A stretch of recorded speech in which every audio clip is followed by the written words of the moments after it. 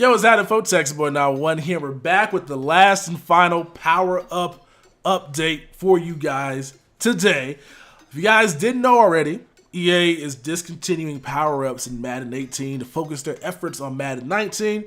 So that means the cards that came out this past weekend, such as the Jack Conklin, the the Joe Staley, the Odell Beckham, pretty much anybody that came out with a power-up set this past weekend is not going to get an extra set to the game, so you can go ahead and make that card nat. I don't know why, considering it's just a +1 upgrade. A lot of those cards already have 99 plus stats as it is. I know some of you guys are saying, why you want power-up cards at 99 stats as it is?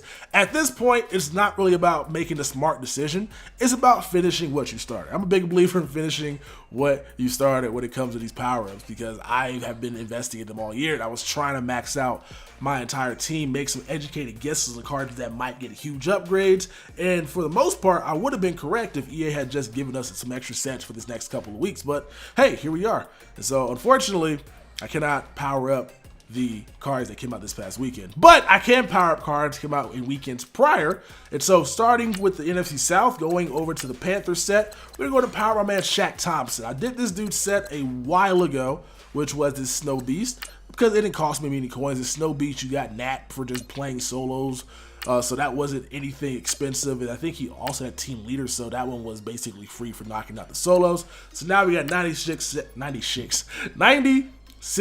Shaq Thompson, left outside linebacker. So he has 91 speed, will have 93 speed in my lineup, and he can get his block shed up to 98 in my team. Sticking in the NFC, going to the NFC North right now, the last and final card we're going to be powering up is going to be Golden Tate.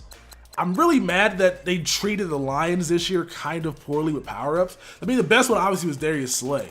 But I mean, TJ Lang got a 95, Matt Stafford got a 95, and Golden Tate got a 95, like, final edition card. Like, it probably should have been a little bit higher, especially Matt Stafford. He had a really good season. Like, I looked at Matt Stafford's numbers. Like, he was really good this season. And I guess it kind of makes sense, though, because I think he had the same season as Phillip Rivers did, which I would say less talent than what Phillip Rivers happened to have. But they both, at the end of the day, are the same overall, I believe. So I guess it all balances out. But here's Golden Tate right now with toughness on him now.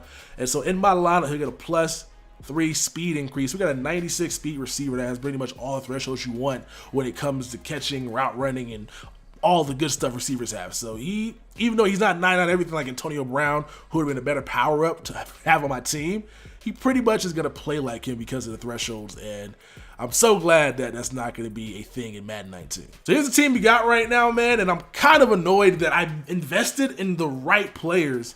It just so happens that EA decided to cancel the power-up program much earlier than I thought they probably should. Because let's say they continue it till Madden 19 starts up, and let's say they got the same system in Madden 19 where I can either power up the player by collecting his limited time version, or I can skip buying his limited time version, get some training points, or get some team, I think that's the training points. I want to keep calling it team training, but get some training points and then power up to the max version without having to buy the card. That would have allowed me to have a 99 overall Todd Gurley back in January, which means I would never powered up this David Johnson. But yeah, here we are stuck with this dude's card because I couldn't power up his limited time offensive player of the year card.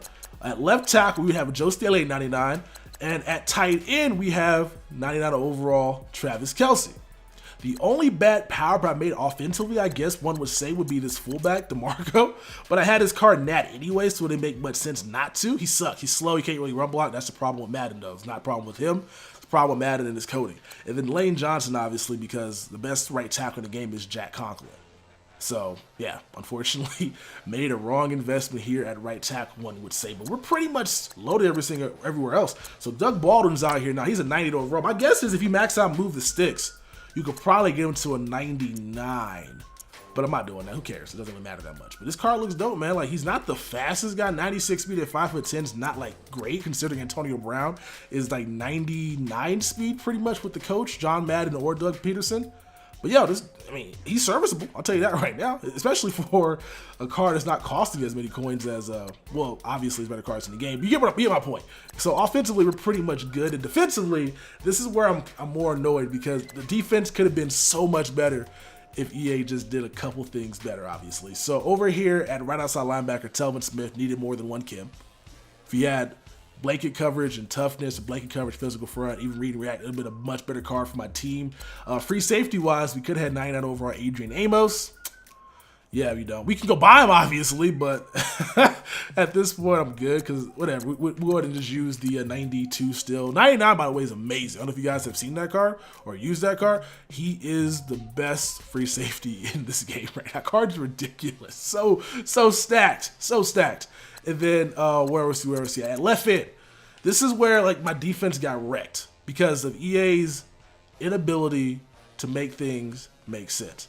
I had Joey Bosa at left end. I made a decision early on in the year that I was going to put Joey Bosa at left end over Clowney.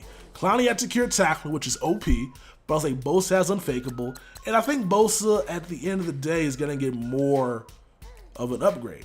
I made the right investment. He does have a 99 overall card with 2 chemistries and 1 ability, but he's a right end.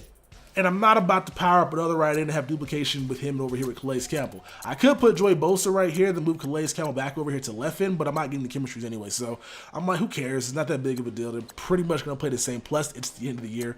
And 350K is not what I want to invest right now in Bosa. So I'm really annoyed, man. I'm really annoyed that they messed up my team. But on defense, if one had to rank my worst power-up, it probably might be Chris Harris. I might make a video about my worst power-ups and my best power-ups coming up after this, so you guys might want to stick around and check out for that. But yeah, this is the team we got right now, man. This is not a bad team. This team is a 97 overall that could have ended up being a 99 overall if things had just worked out. Imagine left end Bosa over here. So let me go ahead and take this guy out. Who's my best left end? We'll put Donald here because that's... Yeah, we'll put Donald here. So if Donald was here, yeah, so I would have a 98 overall team with probably just needing to upgrade a few positions in my kicker and punters. And I think with power, I would have had a 99 overall team if things had just gone the way they should have. But hopefully next year we get the game that we should have got this year. I really am kind of annoyed that Madden 19s look like Madden Ultimate Team 18.5. But as long as it's fun and the upgrades are meaningful and we have a good time while playing it, it should be a fun year, man. But yeah, that's all I got for you guys today. EA, if you guys are listening, man, do not change positions of players who have power-ups. And if you do, let me change them back. Because what could have been? Could have been an amazing team. Peace.